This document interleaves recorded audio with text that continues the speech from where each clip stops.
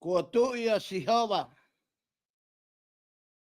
O ku tete ai ngai whahinga. O kune a whioa ai ongo se lupimi. O ku ngalulu ai whanua. Ko si hawa i he whawhangu o Saione. O ku maa o lunga. Pea koe whotu ia i he ngai ka kai kotoa. Ki nau whamalo ia ho huawhalahi monge ia. He ko si hawa ai tāpuha. Amen. Koe whorwhorahimi, kamata, ai lotu, pia mohiwa. Koe whawhitai o e ahoni. Koe whange au whanga whurmawalu. E lau maari e hifo mai, ki ho mau whareni. Ha ere moho mafi mafi. A iwi hokelesi.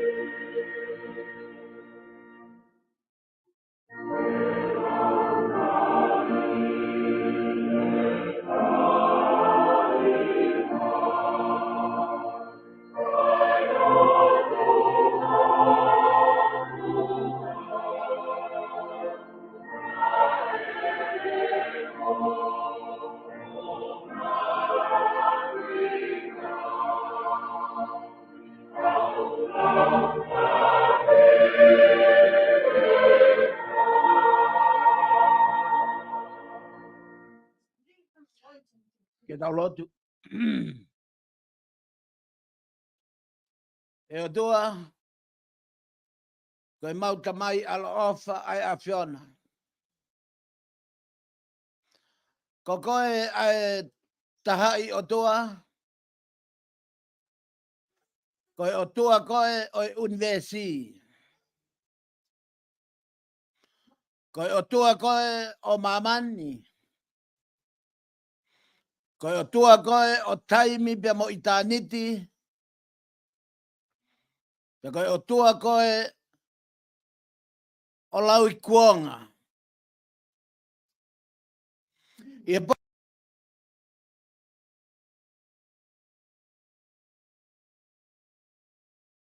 pongpongini kua mau hufia ho orita.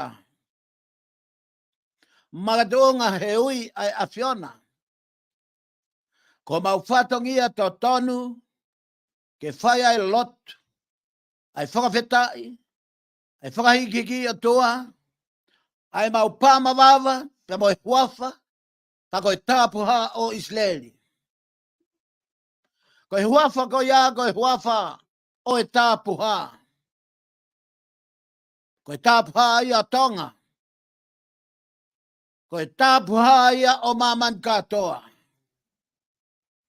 Ai he pongpongini, o mau fia, ke mau ki he whare. Ka koe orita o e tāpuha ko ia. Mau whawhetai he pongpongini. Koe mau whelonga ki moho lau maari ma oni. He ko koe ai kalaisi. Ko koe ai o tua o ahoni. Ko koe ai o tua o ke pūre tāwhataha ki natula. Pea koe kau whakamooni ai a Fiona. Ki he kuonga whaka o si. O kaui e hopo o mamani katoa. Pea ku tō mai ai matangi koe kau whakamooni ai a Fiona. Ai laa,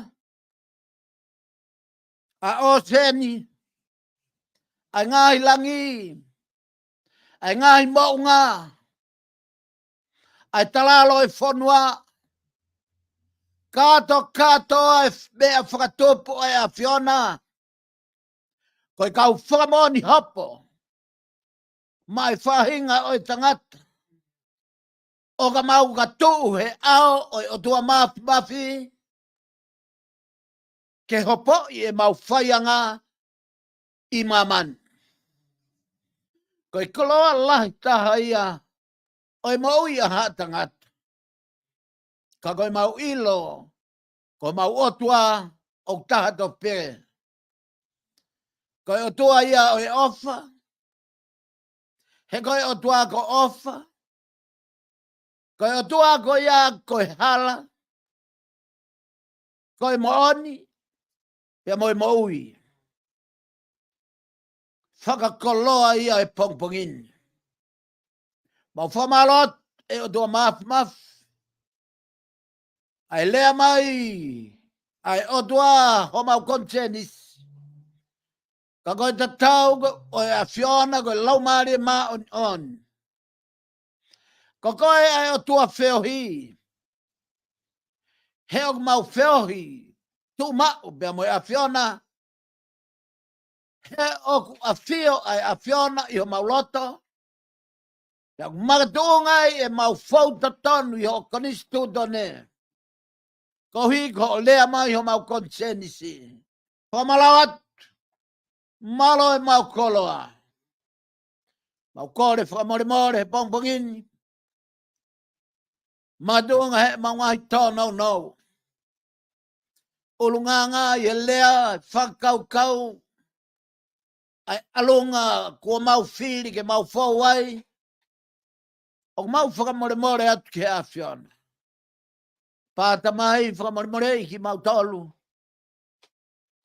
Whakamore i ki mau tolu. I ngahi ang hala tupu koso.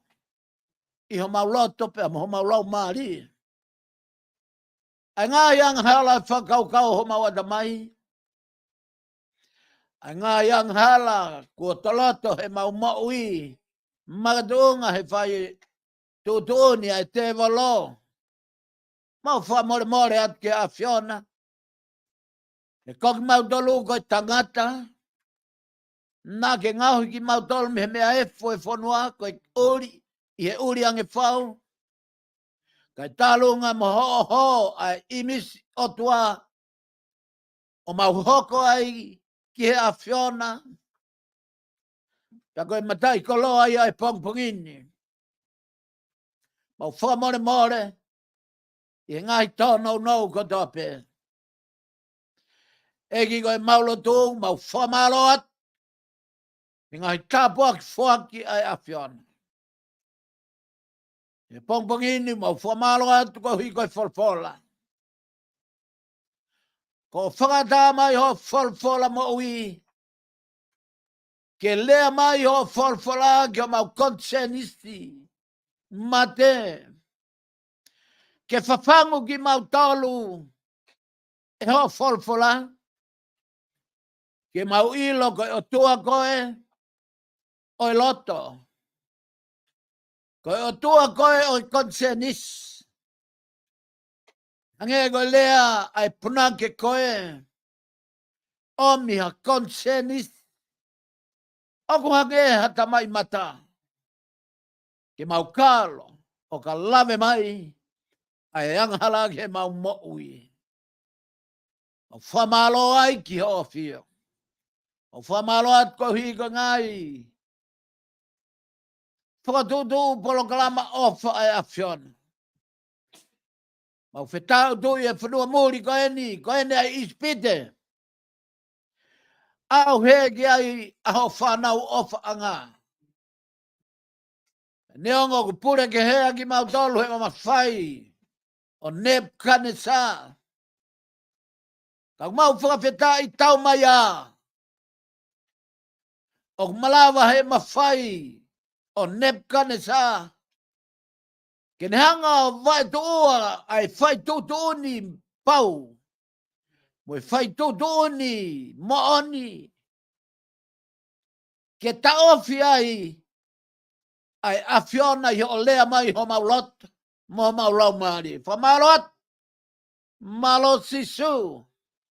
Malo lau maari maoni. Ai whatutu. Poloklama. Ki he mau moui. O whamalo atu e tua ko hi ko whakalelei ku ha. Kau taki e whanua koen. Paremia minista. Kovana senere ka uma kau taki. O e puranga. O e kontinenit. O whamalo atu ko hi ko kau taki lotu ko tobe. Nau kei whai ono tataki mo whakahino hino. Ai moi e kau Christian e ke tala. E kaweinga e whalau. Pia mei taimi ki tani ti koe moi maa ni on. Mau whamalo atu ko hui koe whakalelei ku hami he whanua tupanga. A ena a fifio. A king tupo ono ka uma a ai tahine kuini. Na naspau tuaho. Kai uma a whoki e whare o hamo he off. Tamasi pilinis kalauni. Ai tahine princesi. Mau whamalo atu ko hui koe premia ka uma ka minista. Ai whataha kapne di ka uma whamaua ngā. Pare area. Mau whamalo atu ko hui koe kau takilot ko tabe. I ngai sias whakristiane.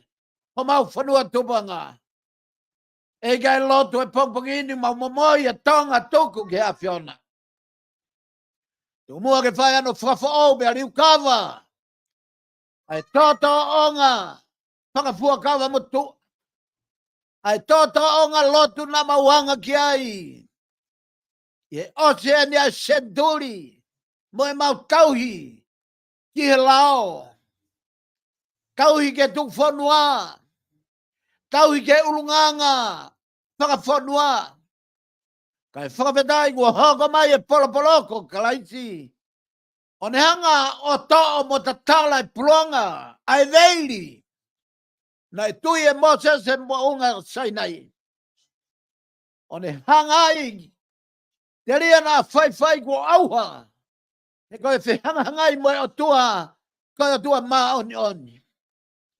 Hoko mai a kalaisi o tatala e veili koia. O tuku ia pelu o tuku ia whaitoka. Ai ho mai a hono imisi otua. Koe o tua ia o maunga mo e whawhango taione. Koe o tua ia na tala whaka misteri. Me he ui. O e sias ko ia o hepsipa. Koe ui ia na e whai. Pea koe ui ia o e whawhango taione. Koe whekau ia ki tonga. Ke ta tala e veili pia moe pronga. O e lotu. Moe totonga lotu whakafuaka motua. O tuku ko tope ia i whaitoka. Ka mau hutua koe kau taitu. I he tauhi e o tua. O i kuna he honi kako kalais. A ho wholawholau mo whakawhei ho lau maari maoni o ni. Haere mai. Malanga. Haere mai o tō wholawhola. Nego e same o e pongpongini. Nego koe ai tui. Nego koe ai o tua. Pea ku tapua. I Tonga. I Israeli. I maman katoa. O ku tapua. O ku tapua. O ku tapua ai afiona. E ma wete e ma ngai tono no ko do begi ho ao. Wa more ingi mautolu. E o dua maf. Ma loto atu ka hui ko se vani ti. Toka ano sino kere. E whawhetai ho mauloto mo maulau mari. Kau hi. E kua hao atu. Ano lau mari e. O kau he hiva. O kau he whakalangilangi o tua. I o pure ngā ka kohe vani. Mau whakaapa ka kato ke sino kere. Aho, tagatai whaifkau. Whaifkau ki pilote vaka. Pulonga. Ai aho. Umaua ngoi e o tua. Ai mawai kua hoko. Ai whakawheta. Mai mau ila pau e potu. Kua whakakoloa aki ho se vani ti. Hange be koe taalo kua whai he pekia. Koe ni ai hala. Ke tau fau ai. Ke mau ai mo i taengata. Lau maani oni ma whaki ki mau tolu. Neongo e ongo ngā ai whanua pia mai longa a mamani. Mo e tau mai ngai whaingata pia whata nunu. Ai ngai peau tau e whanonga ngā. Tau mai au mau holomui ai. Ia me he ui kua whai e a whiona. Whakakato aki e mau toenga e mau moui. He mama koe ni. Tak whanonga e a whiona. Ne programa kotoa peo e ahoni. Mai whai whekau. Roto ato whainga lau maari e.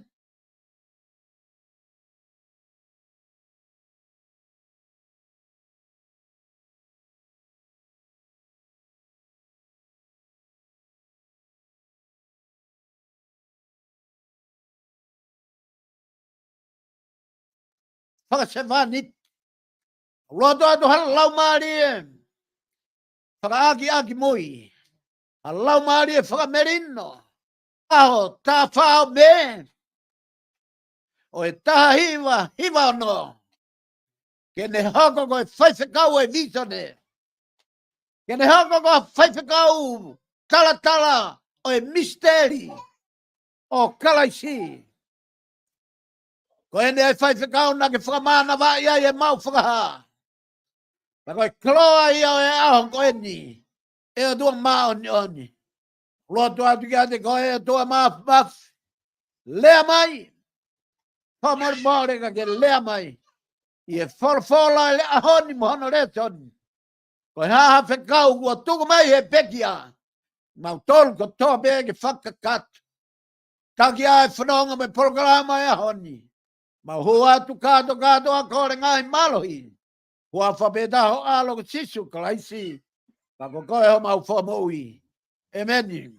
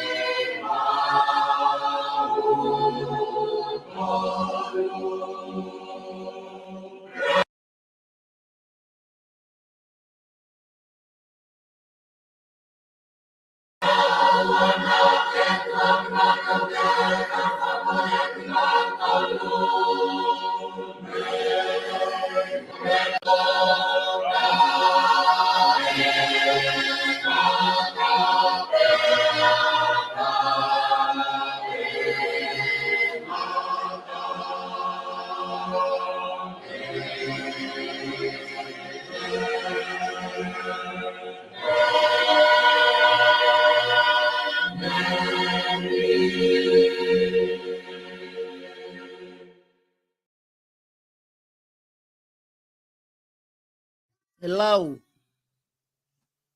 I whai ai e malanga o ia honi.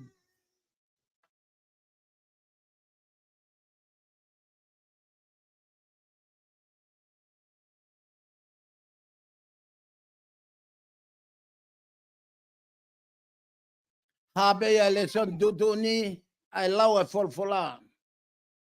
Kua tu ia sihova. O ku tete e ngai whahinga. O kune a whio ai ongo selu pimi. O ku ngalulu ai whanua. Ko sihova isa ione. O ku maa o lunga. Pea koe fotu ia i ngai ka kai kotoa. Ke nau whakamalo ia. Ho huafalahi monge ia. Koe tāpuha ia.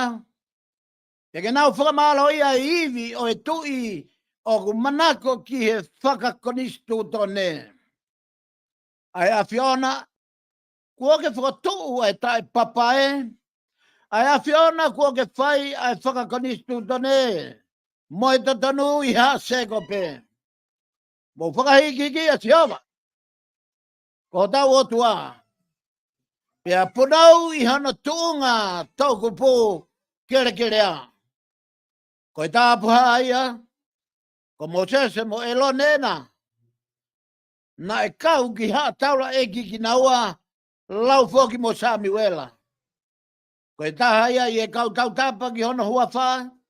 Na e kau tapa ki a sihova a ki nau tolu. Pea tari e ia e nau lotu. Ko e pou ao. Na ne fola pea me ia tek nau tolu. Na nau tau ia ngai whaka maoni. Mo e whekau na ne atu. E sihova ko tau o tua na ke tari ki nau tolu e koe. Na ke whakawhea ngai ki ate ki nau tolu koe o tua whakamore more. Ka koe nau ngai whaianga. Na ke eke. Whakahiki e sihova. Ko tau o tua. Pea punau i hana maunga tāpuha. E ko sihova. Ko tau o tua. Ko e tāpuha ia. Le soni whaka palofta. Hai e tohi. A mo sese o gui ko exotos. Pe ko exoto. Ai a tolungo fulma wha o e vahe. Te uka madalau mi ano o fulma hi vagi ono tolungo fulma ni ma. Ai au be lau e fulfula.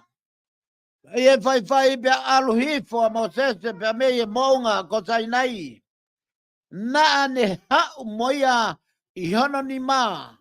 Haunga maka whakamooni ki ene alu hifo. Pea me e mounga. Na i kai ilo e mo sese o ku tapa ai kiri o hono fofonga. Ko e mea i e se folofolai kua whai. I e mamata e lone pe moha isleri katoa. Ia mo sese. Tā ku tapa ai kiri o hono fofonga. Ia nanau mana wahe ke unu kia deia. Kakaui ange ki nau tolu e mo sese. Pena e toki poki kia deia a elone pe mo e hou eki o e whakataha. Pena e a lea mo sese mo nau tolu. Pea hili ana e unu mai a ha isleri kotoa. Pena ne a au kia te nau tolu e ngai tutu uni kotoa pe kuona fe folai kiai. Mo e eki e mo unga ko sainai. Vai e whao se mo sese ene lea. Ia taki nau tolu nane ai haweiri ki hono mata. Ka i e hou a mo sese ki ao o e eiki ke whe folfolai mo ia nane to'o e weiri. Ka e oua ke ne hukidua. Pea ne hukidua o tala ki ha isleri ai mea kua tutuni mai. Pea wakai e ha isleri ki e fofonga o Mose se. Tā kuhu hulu ai kiri o hono fofonga. Ko ia, e toi ai e Mose se veli ki hono mata. Ka e ua kene toi hu o fe folfolai mo ia. le son ipseri uhaya e ua Korinto vai tolu o ful maua vesi ki ono ful mavalu pe mo vai fa vesi urak mo ua aya be lawa folfola koya e mau ha amanak pehego mau ai ke whakamahino au pito e maurea. Pea ogu I kai de mau, whai o hangego Mosese. Aia nane wha ai pulonga, I ono fofonga. Ko I hui ke oua na sio atu aha Isleri. O mau ene ngata ai mea ko morena. Kai gehe, ai hoko o kanongata. Honau ata mai. Seuke ku kei tuu pe ai pulonga. Pe koia o au mai ki he a honi. O ka whaia e lau o e whaka motua. O I kai ta tala e pulonga. O ilo. Ko kaanga ia kalais. Io. Ka whaia lau o Mosese. O ku mau pulonga. Honau loto o au ki he honi. Ka oka ta whoki ia ki he hanga ki he eiki. Pea to'o e pulonga, ka koe eki koe ni, koe laumarie, pea ilonga potu oku iai. Ai eki oku iai ai taua taina. Ka kok tau tolu ko tope, lola tonga e tau lauta e pulo o sio, ki e langi o eki, hangeha maari mai ia teo ata, oku tau li liu ai, ki hono ibis koia, o fai pia me he langi, ki he langi. O hange ai pe koe ngau ai eki koe lau maari.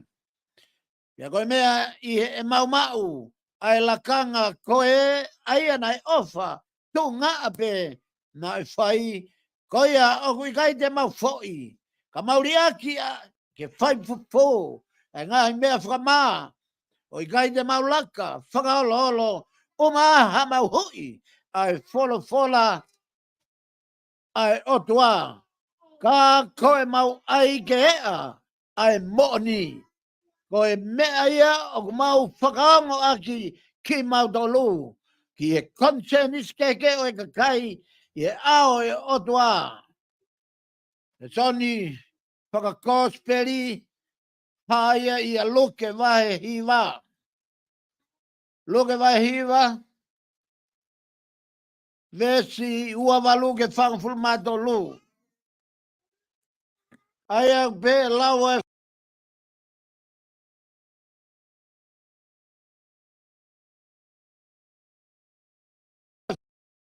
folfola.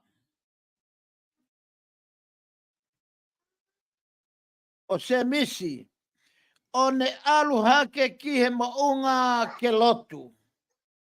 Ia lola donga ene lotu, ilonge nai hake he hono fotunga. Pea ko hono kofu na hina e kiaki. Pea tatapa o hange koe uhila. Pea tā koe hongo tangata, o kuna tala noa moia. Ai ako Mosese mo ila sia. Ha lang ia ki naua.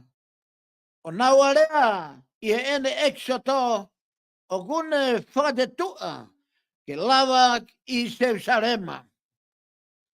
Pea ko pita, ko ki naua, nai kai, ko nau ture mohe, ka I ene ale lei, na nau sio ki he langi ia. Pea moiongo tangata, o kututu moia. Pea I e fai, pea na kamata ki a sisu. Ei, o ku fai, o ku sai e tau ihe ni. Pea mau ngauhi mua, ha whakaheke e tolu. O taha mo Mosese, pea taha mo Ilaisia, ko ene lea puna be. Lola donga ene lau behe, e hoko mai e ao whakapulou. Ki naua, pe nau manawahe, I ena hū ki he ao. Pe nā e hoko mai, ha leo pe mei he ao fola mai. Ko hoku alo ena, ko fili mau whakaongo kia teia. E hoka mai ai leo, o si sube.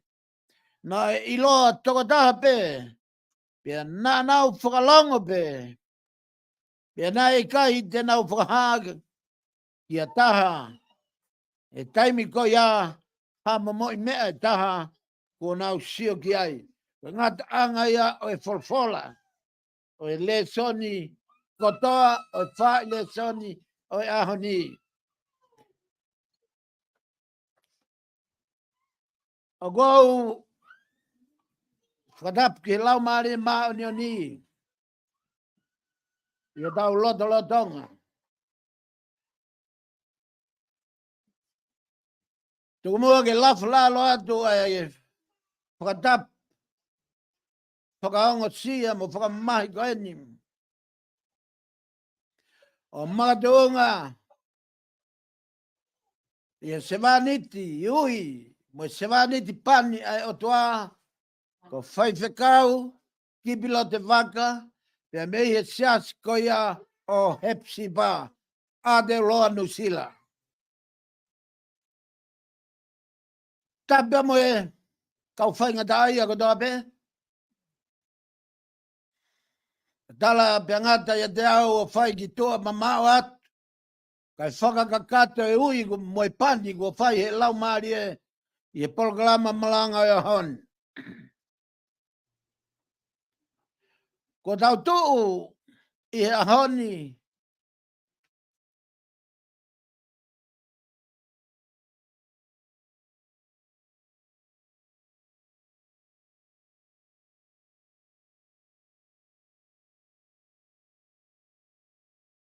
kamata ane afi,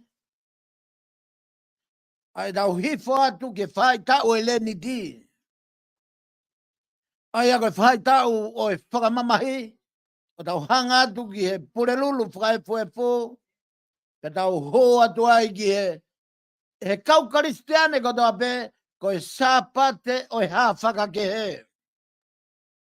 Uhinga o e haa whaka ke he, ko e exoto, na e whai e sisu, ko e ne hiki atu mei mamani ki he pureanga o e ne tamai. Ka veinga ngā ue, ai to kāterine o e siasi, whakaristiane, me he siasi lahi. Lau maari e maa oni oni, whawhau ho mau family. Sia te whalau, pe koe kawenga whalau e mahina koe ni, ko tau Sapate whakaos,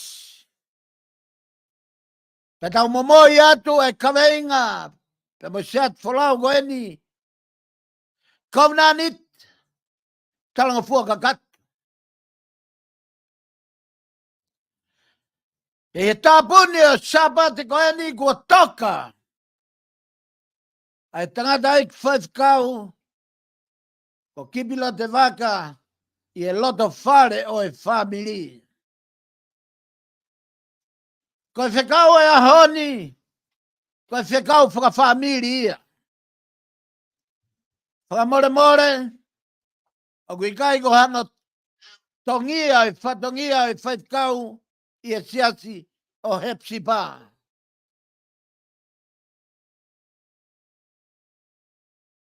Ka ko e malanga e ahoni, me programa ko ia, a revival of the Holy Spirit. Pe ko e siasi whakamoni, ai lau maari e maoni oni. Ia whai le soni o e hon sa me hive wa, e ksoto vai tol wha vesu wa hiva ke tol nima, ua korinto vai tol vesta ua wha ulaki e ua, pe mo luke kosperi hiva ua walu wha tolu. Katoa e whai le soni koe ni. Kua u whoto e kawenga, ke whakatataha e whai le soni o e aho ni, ki he kawenga pe, me he malanga he o pe, o pe no wharea, ko sisu pe tokota. Ko sisu be toda. Koe moni koe ni kua os matua toa. Te koe moni koe ni kua os popo. Te koe moni koe ni oku kei tup o sino malo. Te koe moni koe ni o lot whakaristiane oku kei tupu hake pe fisiki hake. Hange ha tenga mau lelei. Kene hanga omi ha sino, omi ha lau, omi ha fua. Kako higo tau e wafe ko tau situa me iai kua popo tae aonga. Au vito. Ai tui e kristiane ki he toi tapu ko e tohi ulunganga o sisu kalais. Uhinga ia ka venga malanga ia honi. Ko sisu be toda. Hanga he huafa sisu o tapuni ai veili. Te kono tapuni ai plonga o e fofonga Mosese. Ai, na e lava ke whehea aki ai mo e otua. Hanga mai a sisu. O hanga e sisu. O omi e whakakaukau. O e kawenga malanga e honi. Himi whange au hong fulmani ma. O ke ves whakaosi. Ko hoku ofa a ngā koe. Sisu be. Sisu be. Pea koe tō e kawenga malanga koe ni. Me e himi koe ia. Ves malanga. Pea lola tonga e ne kei lotu. Ilo angena e hake hono fotunga. Pea ko hono fotunga. Pea mo hono kofu na e hina eki aki. Pea tatapa hange ha uhila. Yes, aho tonaki aho taha hiva. Na e uia i he whaiwhekau ko eni. Ha whakataha i e tum. Ke whakataha a e loto whare o e whangatau te hina. Ia moeonga tua whewhine. Ke mautala noa whakaos. Ka ne tuku lau mea mai ai whekau. Oku kei toe e ne maui. I maman. Oku lau haua be. Ka ne hanga o tuku mai ai whekau. Ko e whekau me he otua. Whatahatu ko e ni. Pea whai e pe vahe aki. Whakalau maari. Pea whai e whakaloto lahi. Pea whai e whakaloto to. Whau atu e whamalo. Whakataha mo ngai kore whakamore. He ngai whetō nau aki. Lea mai lau maari maari ni. Kiene se vani di. Ta ofi. Oange whainga maari e. Mai tō tā mahagi. He kuai e whekau. Tene tuku mai. Pea ku tatari ki ai. Ie taimi na mau whakatā e mahagi ke omi e whekau. Pea koe taha ia i hene lea. Ka pau ak mau ofa ia te au. Mau whakahoko ai whekau kon ki tonga. Pane hanga rewa whakahama i e whekau. Koe tala noa e pongpongini. Koe tala noa e ne kosperi. Ha whakakehe a sisu. Toi be a hoi walu. Hanga rewa sisu o hui. A pita. Se misi pe mosione. Ta woke mo unga ko hea moni. E taimi ngana na wa ke mo unga hea moni. Pene hanga o tuku ki nau tolu he talalo e mo unga. Ka ne unu atu ke tumui mo unga. Ke whaia ia ene ha whakakehe. E ka ngā Kristiane, i taimna tūa i a situ, o whai ene lotu, i he maunga, whakafoki wha. Lala tanga ene lotu, ilo ngego ha whakakehe no whotunga. Ka hono whotunga, te mahana kofu, na e hina eki aki, pea tatapa hangeha uhila. Ke ves malanga ia, o e whekau e ahoni.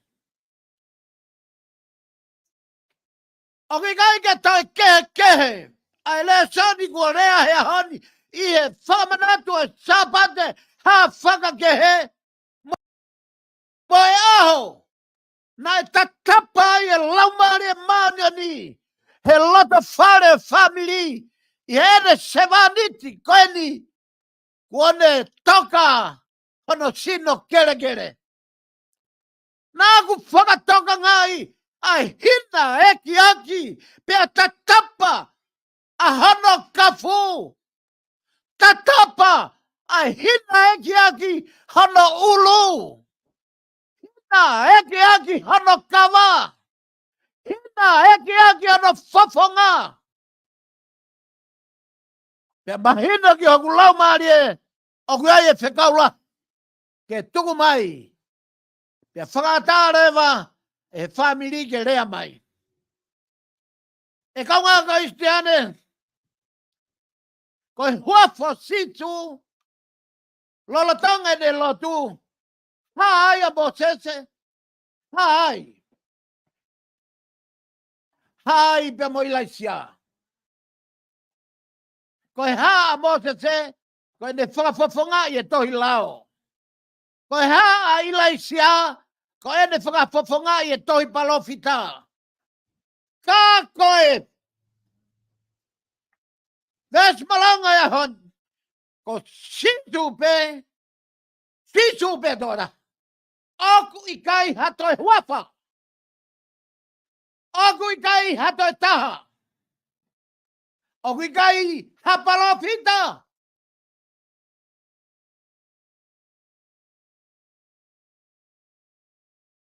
Oku i kai hapostolo. Kako huafa me o situ toko da. Na e tupu me e tatapa. Ai uhila. O whakamaa. Pea hina eke aki ono teunga. E kaunga kaistiane. Koe talano e aho e exato.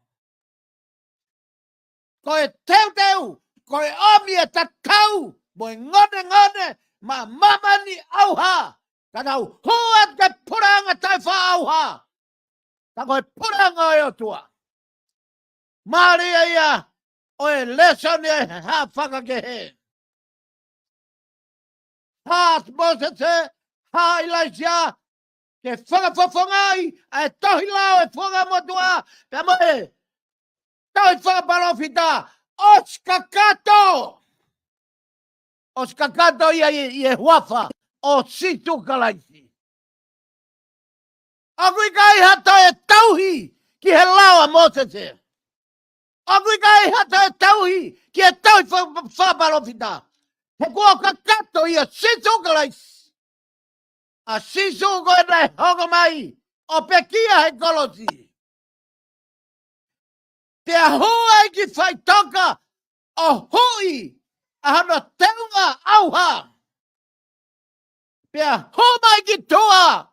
Aki. Ai o tua e laumari e maonioni. He kai o tua i a ahoni. Kai o tua e whehui. Kai o tua i a kuia koe. I he tua taha kotoa pe. Whakatonga i ange. Ai keo ku hoko e ahoni. Talamai e kautahalot koe malangai e nau toka te rine. Talamai e kautahalot koe malangai e nau lao. Talamai e kautahalot koe. Kato. Ai laua mosese mo e tohi palofita.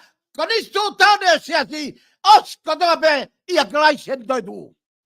O si haka mai a sisu mai ne toi tu. Ke whakakakata lawa mo se se. Haka mai a sisu. Ke whakakakato. Ai ngai mea nei lea ki ai kau palofita. Lava koto kotoa. Ia klaisi na e toku e sisu hono sino kakano. Koe o tua ia o e ahoni na e tala ki e sewaniti koe ni. Koe whaifakau ko kimila te whak. Na e tala ki ai ke tala ki tonga. Tala ki tonga. Kua ka kata tau lao. Pea kua ka kata tau palawhita. Koe atua, koe laumari, maonioni. Koe atua ia whehoi. O tua ia pure i he family. Pure ho maui, pure family, pure siasi, pure puranga, pure a situ.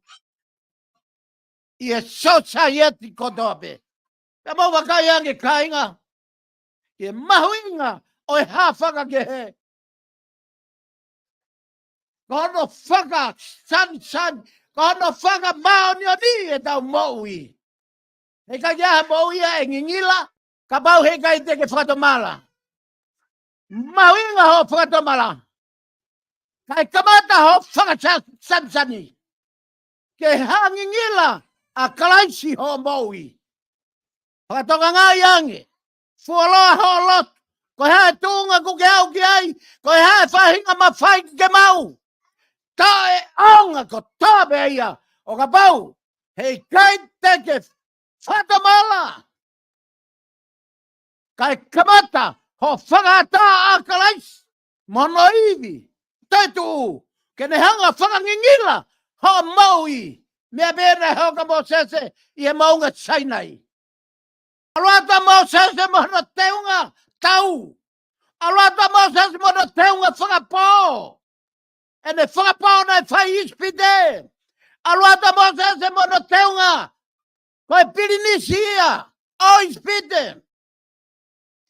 Hui katoa. He langi. Mo e ngeia. O e otua mafi. I e maunga sainai. Poki hiva mo sese. Whatonga ia to e loni mo e whanau isleri. O kuia i e mea tatapa. I hono kofu. O au ki hono whotunga. E kaunga ka istiane. He kai ke tatapa. He kai ke ngingila ho maui. O ka pau he kai te ke whatomala. He kuia i ngai teunga kua taim ke hui. Ia te tau kolu. Hui e lato kovi.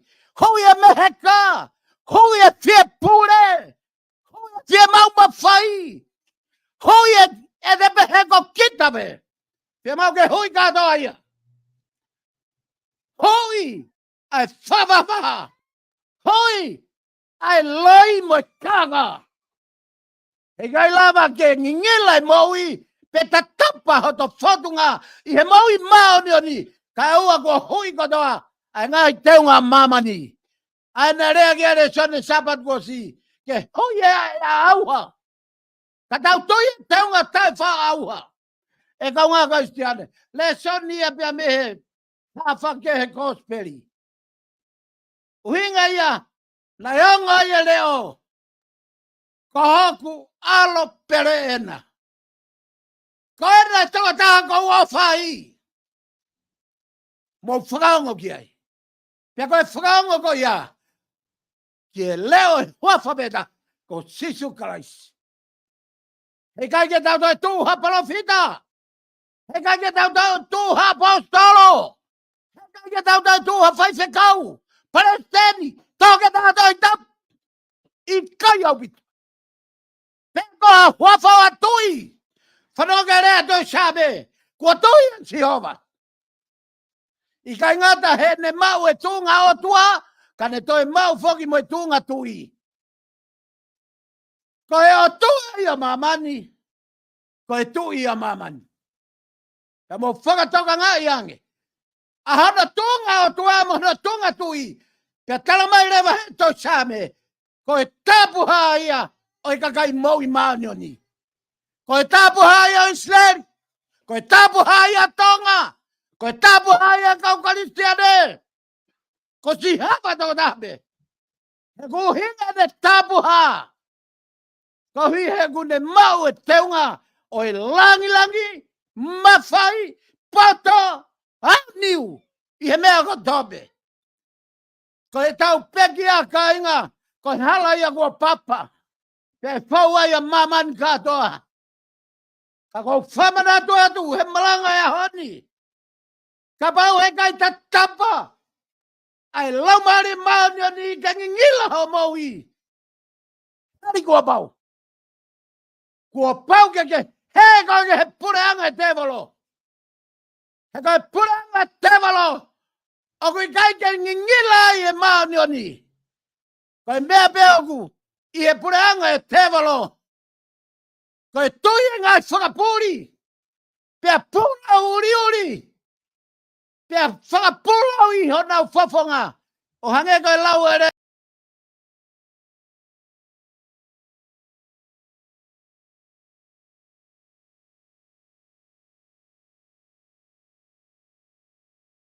Sone a honi ka mosese. E kaunga ka istiane. Koi a pe kure aki e to same. Koi langi a kalanoa ki e to same. He koi aho e tau mate, aho e tau pekia, aho I a whakahai ai. Ko haina e tui ho moui. Whawedai. Koe tamai o eki. Kua tauka kerekere he a honi. I e lato whare o e family. Koe taha nane mamahi e visone. Koe taha nane mamahi e whekau. Koe taha nane tau I e moni. Pea moe maui maoni o ni. Whawhekai. Pea ko hano alunga. Koe tatapa. Koe ngingila. Ai maui. I e taimi tauka kerekere ai. Ai whanau ai otua. Whaka mai lau maare maana ni. Whakangingila. Ai maui ko ia. O teu ke ave. Ki hono pureanga. E kaunga kaista. Mea pia kure ki ato I same. Mea pia tala noa ki ai. A Paula. Mo whakaiangi ki lau a Paula pia me tohi. Korinto. O hanga whatonga I whalerei. Ai pehe Paula. Oi kai ta tala haplonga. O ilo kuo kanga ia kalai. He koe mau e amanak pehe. O mau ai ke mahino a pito I maurea. E ka ngā kai tiane. Kua ngā lea tau mahino eni. Ke hifo, ke he hake. Ke he pongpongi, ke he hoata, ke he fiafi. Nai he pongpongi, pea he hoata. Oku he fiafi. Lea he mea ke he, whai he mea ke he. Papore mai ka lotu e on. Laugu tu ke he. I he taimi ko tope. Pamahino he apostolo. I he honi. Ko e mau amanaki mo e mau toa meri e ke pekia. Oku pau au pito e maurea. Pau e maurea. Ko e ako na ki ene Paula ki sias I Korinto. Ko e whakawa ia. Nai whai e sisu kalaisi. Ko e tono nau I mamani. I ngā ia honi. Ko e mau tui. O tau kei whaupe. I he pula ko ia moe. Ai veiri. Ke fufu ho tau matame heo tua. I kai au pit. Kua ngai ne lau mare maunio ni. Tau, tatala, pulonga. Kai hama lau mare maunio ni. Ho tau loto. Tau lava rea ke moni heo tua. I he taim ko tope. E kau ngā kai stiane. Koi mahu inga ia. Ai ako naki ne whai apostolo. Hanga e apostolo. Ako naki whalerei. Aki sias koeni. He kua kamata ke nau tau aki wawalo. Kamata ke nau he heke. Ki e tui. Oi urunganga whawhanua. Tui. Ke ngai mea. Ai kau heretiko. Tui ke ngai tokateri ne hala. Ai kau poto. Whakatu mau e Paula. Mau tui ki e peki anai whai e kalaisi. He koe ka kai pehe. Au pau au pito e naurea. I he pongpongi. I he hoata I he whiawhi. Kau ke lea mea. Whamahino horea mea uho. Oi laumare maanioni. O ta tau mea I e whaingata. Ia mo e whaingafua. Koia ai te kau e a honi. Ko si sube. Ko si sube tona. Oku I kai hatata. Oku I kai hat. Wako mai kato e whaile soni a honi. Koe hawhaka kehe kia kau apostolo kia sisu. Alo e tua kia Peteri a kega Mosese. Nai mahina o pito. Ai tatapa ai maone ni he nau whaunga. E kaunga kai stiane koe hala pekia. Koe hala ia o e whetongi teunga. Hala ia liliu mo ui. Koe hala ia ke maone ni. Mo taria sisu. Kuanga koe ni kua taua mamani. Kuanga koe ni he kai wholoa. Kua mo veweu e mamani. Mo veweu e whanua. Mo veweu e siasi. Mo veweu e family. Taha me kawenga. O e toinapu. Huafa sisu. Te tau mo ui ai. E mo ui ho family. E mo ui ho family. Siasi. Whanua. Pea mo e pureanga. Koe whekau ia. Me he sevanit koe ni. Koe hi. Ke whawhau e tau tui otua. Hiki mea sisu kakano. Hiki mea sisu nane auha. Tō tau he kolosi. Ki he aho e taitu u. Koe hūmai a sisu. Koe laumari e maoni oni. He koe o tua ia e aho ni. Tāri a sisu. Ko maa popo family. Ko e anghala. Ko alufano. Ngungulu. Frau hamamani. Ke kai ngatai. Hoko e anghala he ahoni. Tau e whare mo e whare. Tau e siasi mo siasi. Tau e whaifekau mo e whaifekau. E kaunga kai stiane. Koe mōne e wholwhola. Pipik. I e huafa sisu. Kai ngingila hao maui. Pea tatapa. A hono huafa. Mono ulunganga maani oni. Ia te koe pea mo family. Emeni. Himi tuku. Pange au. Pange fulu mafitu. E lau maari e mafi. Hau ahi o kakai. Koko e pēna e tupu ai. Aha mau ngahi atamai. Hau mohaivi mehe langi o tufa ke mau whonu ai.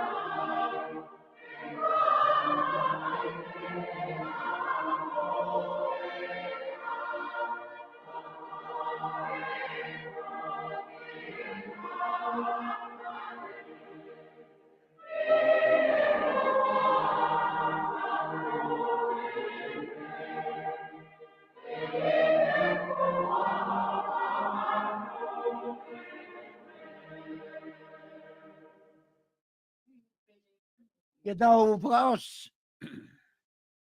Ke tabo ki mai koe Jehova mone tau hi. Ke fraulo mai e Jehova no fofonga. Ki adek mau tolu mone alo ofa. Hangai fofonga mai e Jehova. Ki adek mau tolu mone atua e meri no.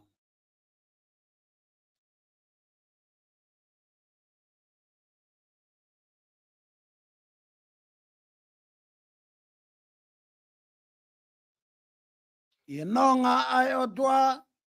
Ai ak mamao ia tatayo e atamai ko dope. Hoko mai e tapua ki ai o tua mafi. Kamai alo lau mari man oni. Nofo ia ko dope i family. Si kaunga kristiane ko dope. E kau whaingata ia. Magi ia. Liakina. Masiva tu hausia. Pea wana hik. Kai whai maua i pe ke ta ngata. Emeni.